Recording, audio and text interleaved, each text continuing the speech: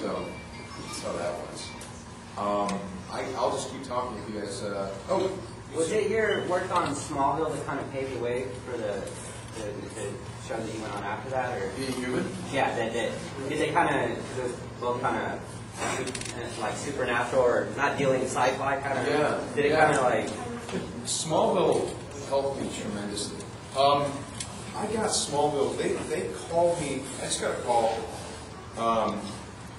Hey, the Smallville producers want to meet with you, and I had no idea why that was. And I sat down in a room, and they just described this story about this bartender. At the time, he was a bartender who, this well-meaning guy, this really nice guy who has this problem.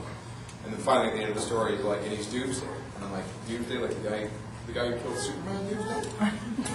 I don't look a lot like that.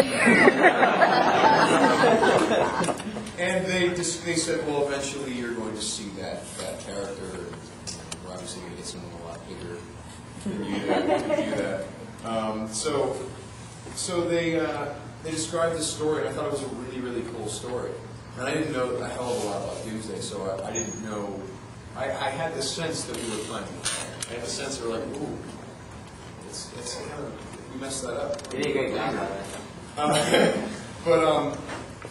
But yeah, it was, and then they just decided that it had to be me for some reason. I don't know why that was. It was very generous.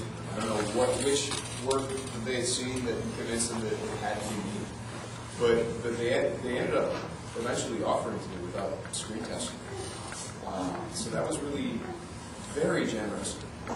And they wrote some of the best stuff in that season. Yeah. And that was very interesting. So that led to quite a few things that were to my advantage. For example, I shouldn't say that. I just know, it's just, I heard the other day there's a TV series, and I'm not going to say which one because that's classless.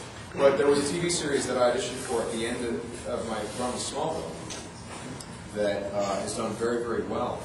And I just saw the creator the other night, and he confirmed for me that I was actually the first choice, but I could make it Smallville. But you can't be mad at that because I wouldn't have even auditioned if it weren't for Smallville. So I was like, well, that's kind of encouraging.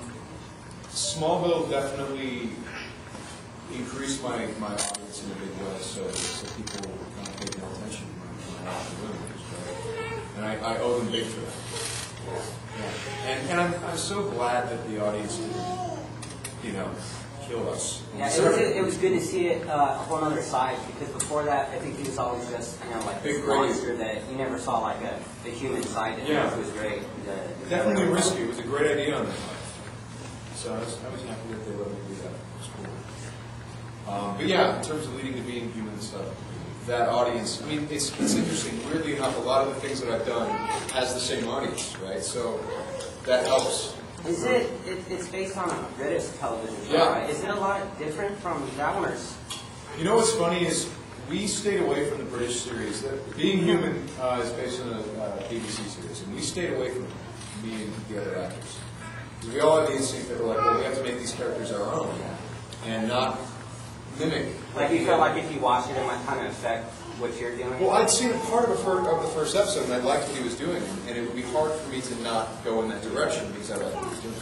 So we stayed away from it, and then after we were done shooting our first season, it's like, okay, well, I know my character now. I don't need to worry about that. So I've watched everything they've done since then, and I've become a huge fan of that show. But it's funny because when I saw the first 2 episodes, I was worried. I was like, oh, we just kind of copied them, didn't we? Oh, God. It worked really hard to copy these guys. But then when the third and the fourth episode started happening, I saw that, no, we actually diverged quite a bit, and the characters feel entirely different. They feel like 3 completely different people that are going through a lot of the same things. And by the end of their first season, I was actually really happy for both series. Because while I'm like, okay, well, great, we had this great scaffolding to build a larger story. We had 13 episodes, they had 6 for the same story. And they got increased viewership because of us. You know, I mean, that's the cool thing. There's always the hope that if you increase the people being aware of the brand, then they'll go and seek, if they like our show, they'll go and seek out the original. And that was always my goal. And then I watched their second season. And the cool thing is our writers, for our second season, did the same thing us actors did. They intentionally stayed away from their second season so that whatever they write is going to be entirely theirs. So that's cool. Were there any like eerie similarities, like seeing how y'all stayed away and then y'all watched them? Was there anything that was kind of like a few? You know, there was we had already shot. As I understand it, think about this. As I understand it, they got the germ of their idea of George going to see his family from Josh seeing his family, and there were some similarities there. I don't know if maybe they'd seen our episode, maybe not, but I know that the same situation, that the parents had broken up because of what happened with Josh, him leaving the family, and so it was nice to be able to pay them back with some ideas, you know, in that direction. Thing is, I think they aired it first, so I think everyone just assumed, oh, see, they're just doing.